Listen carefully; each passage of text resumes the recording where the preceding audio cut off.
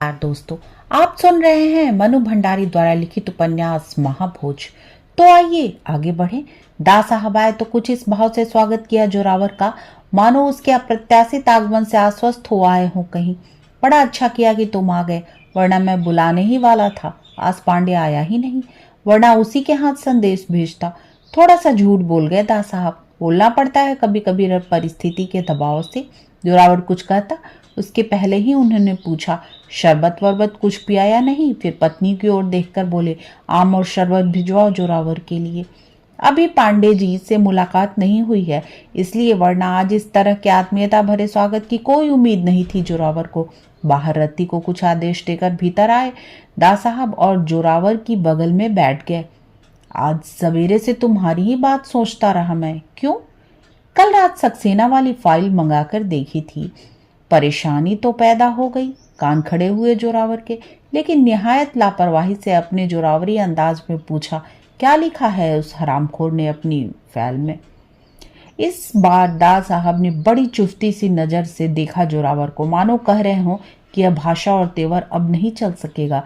पर कहा इतना कि तुमने यह अच्छा नहीं किया। एक परेशानी से जैसे तैसे उबरने की कोशिश कर रहे थे कि क्या किया हमने? ललाट पर 3 सलवटे डालकर कड़क आवाज में पूछा उसने। मैं बिसु की बात कर रहा हूं, सो हम भी समझ रहे हैं, पर हमारा उससे क्या लेना देना? दास साहब एकटक देखते रहे जोरावर को, उसकी उसी सधी हुई पैनी नजर से जो सामने वाले को चीर कर उसके आर पार देख लेती है। पर बहुत ही सख्त आवाज में बोली, यह मत भूलो कि पुलिस और कानून के हाथ बहुत लंबे होते हैं और आंखें काफी तेज। न देखे तो हाथी तक को न देखे, पर उतर आए तो फिर चींटी तक भी नहीं बच सकती नजर से न गिरफ्त से।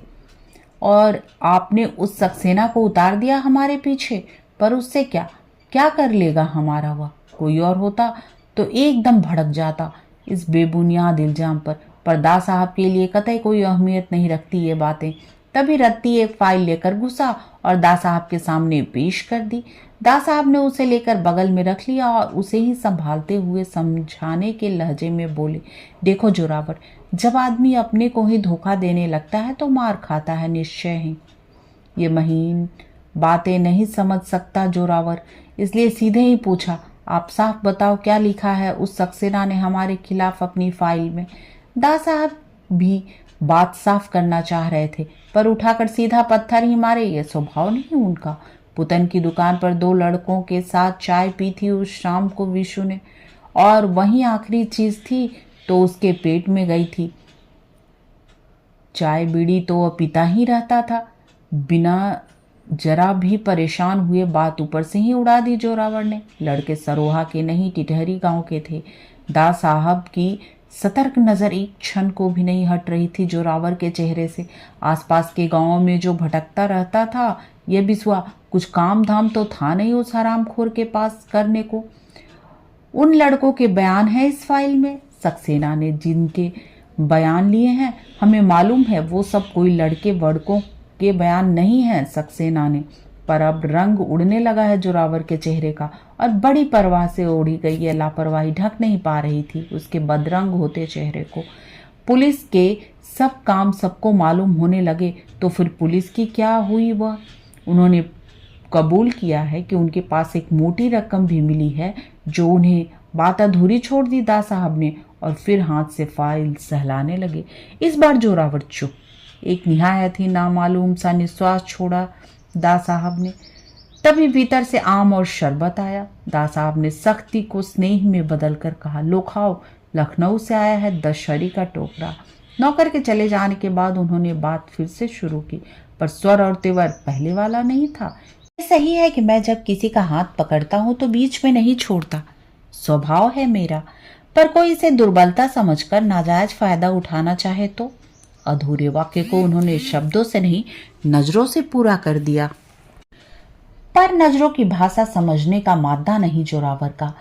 उन्होंने 2 शब्दों को ही पकड़ा, नाजायज फायदा तो आप उठा रहे हैं हमारी दोस्ती का आजकल। मैं इस उल्टे आरोप का कोई तुक समझ में नहीं आया दास साहब को। और क्या, अब ये तो हरिजनों को माथे चढ़ाने के सारे धंधे आपने शुरू किए हैं। जड़ खोदना ही हुआ हमारी एक तरह से। यह हल्के से मुस्कुराए दास साहब, समझाने के लहजे से बोले, जमाना बदल रहा है जोरावर, जमाने के साथ बदलना सीखो। जो चीजें आज से 30 साल पहले होनी चाहिए थी वे आज भी पूरी तरह नहीं हो रही हैं। दुर्भाग्य है इस देश का। यह बदल रहा होगा जहां बदल रहा होगा जमाना। हमारे रहते सरोहा में नहीं बदल सकता जमाना।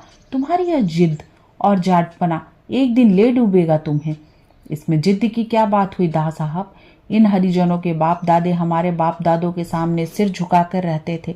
झुके झुके पीठ कमान की तरह टेढ़ी हो जाती थी और ये ससुर सीना तान कर आंख में आंख गाड़ कर बात करते हैं। बर्दाश्त नहीं होता यह सब हमसे। दा साहब इस पुश्तैनी बड़प्पन से घसीट कर जोरावर को नीचे लाए। खैर ये सब बाद की बातें हैं। चिंता मुझे इस समय इस फाइल की है। बात जबानी रहे तब तक कुछ नहीं, पर एक बार फाइल में आ जाए तो बहुत मुश्किल हो जाता है। जोरावर सचमुच जमीन पर आ गया। दा साहब के स्वर में इतना तो समझ गया कि बात चिंता की है। अब जो भी है आपको ही सुलटाना है। हमारे साथ कुछ उल्टा सीधा नहीं होना चाहिए, बस आपकी जिम्मेदारी है यह। दा साहब कुछ बोले नहीं, लगा किसी गहरे सोच में डूबे हैं जैसे। जोरावर ने ही कहा, हम क्या सोचकर चले थे और क्या हो गया? दा साहब की नजरों से ही प्रश्न पूछ लिया। इस बार हमने भी सोचा कि चुनाव लड़ ले। फॉर्म भरने को आए थे, आप कहे तो भरते। क्या? दा साहब ने आश्चर्य से पूछा, जैसे उन्हें अपने कानों पर विश्वास न हो रहा हो। बिना किसी झिझक के जोरावर ने अपनी बात दोहरा दी। दा साहब एकदम चेहरा देखते रहे उसका और उनके अपने चेहरे पर सख्ती की परत चढ़ने लगी। बहुत ठंडी और सख्त आवाज में उन्होंने कहा, उधर बीसू ने आगजनी के जो प्रमाण जुटाए थे उन्हें लेकर बिंदा दिल्ली जाने वाला है। इधर सक्सेना ने सारे प्रमाण जुटा लिए हैं और तुम्हें चुनाव लड़ने की सोच रही है। विधानसभा की जगह मुझे तो डर है कि कहीं तुम्हें जेल। हम आपसे पूछने तो आए हैं दा साहब, फार्म अभी भरा तो नहीं? नहीं, भरना हो तो जरूर भरो, मैं नहीं मना करता, बल्कि एक तरह से मुक्त होऊंगा। आप तो नाराज होने लगे दा साहब। कहा ना मन में आया सो पूछने को चले आए। कौन अभी खड़े हो गए हैं? इतने में जमुना बहन ने आकर कहा, खाना यहीं खाकर जाना जोरावर, इस बार तो 15 दिन बाद ही आए होगे शायद।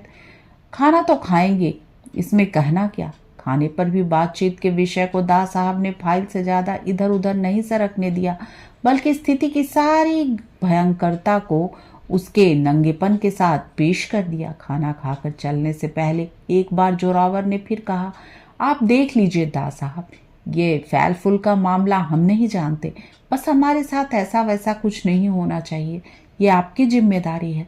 फिर एक क्षण रुककर बोला, और ससुरे इस बिंदा को भी ठीक करवाओ। क्या फैल मचा रखे है उसने।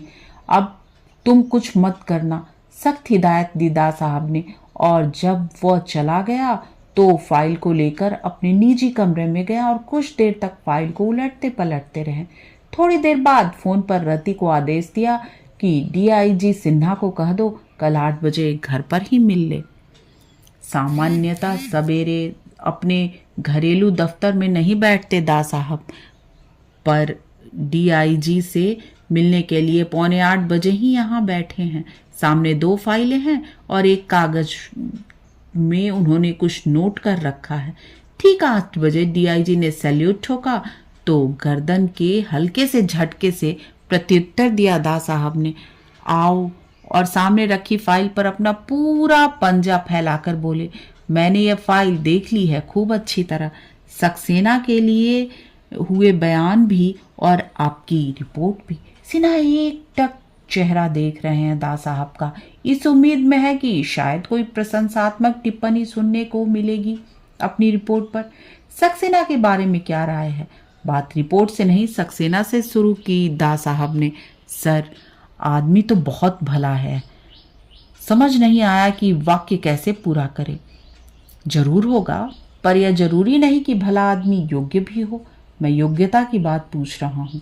वैसे सर, गांव वालों का विश्वास जीतने के लिए मुझे लगा था कि बहुत सही आदमी होंगे, इसलिए मैंने सिन्हा ने सक्सेना का नाम सुझाया था और इसलिए अब अपने को थोड़ा अपराधी सा महसूस कर रहे हैं। तुम्हें उलाहना कतई नहीं दे रहा। सिन्हा को एक प्रकार से आश्वस्त किया दा साहब ने। फिर बोले, पुलिस वालों में जैसी अंतर्दृष्टि, व्यवहार कुशलता और व्यक्तित्व का ओज होना चाहिए, वैसा कुछ है नहीं सक्सेना में। फिर सक्सेना की सीआर को जरा सा खींचकर बोले, इसे भी देखा है मैंने, मेरी धारणा की पुष्टि ही करती है उसकी रिपोर्ट। जब जब महत्वपूर्ण काम सौंपा गया, परिणाम असंतोषजनक ही रहा, इसलिए प्रमोशन के हर मौके पर तबादला करके इधर उधर भेज दिया गया है उन्हें। 2 मिनट के को रुके दा साहब। सिन्हा समझ ही नहीं पा रहा है इस बात पर क्या प्रतिक्रिया व्यक्त करे अपनी। पुलिस वालों की दृष्टि बहुत निष्पक्ष और तटस्थ होनी चाहिए। कुछ के साथ सीमातीत सद्व्यवहार और कुछ के साथ अकारण ही दुर्व्यवहार। असंतोष फैलता है ऐसी बातों से। मैंने उन्हें वहां असंतोष दूर करने के लिए भेजा था, फैलाने के लिए नहीं। सिन्हा मन ही मन सोच रहे हैं, ये तो बिस्मिल्लाह ही गलत हो गया। पता नहीं उनकी अपनी रिपोर्ट पर क्या सुनने को मिलेगा। उस पुतन चाय वाले के बयान का तुक, बिना वजह चीजों को उलझाना अपनी महत्ता दिखाने के लिए। आदमी करता है कभी कभी यह सब भी, पर मुझे पसंद नहीं। महत्ता को चेहरे में तो दिखानी ही पड़ती, अपनी आप दिख जाती है। आज के लिए बस इतना ही। तब तक के लिए आज्ञा दीजिए और हाँ, चैनल को लाइक, शेयर और सब्सक्राइब करना ना भूलें।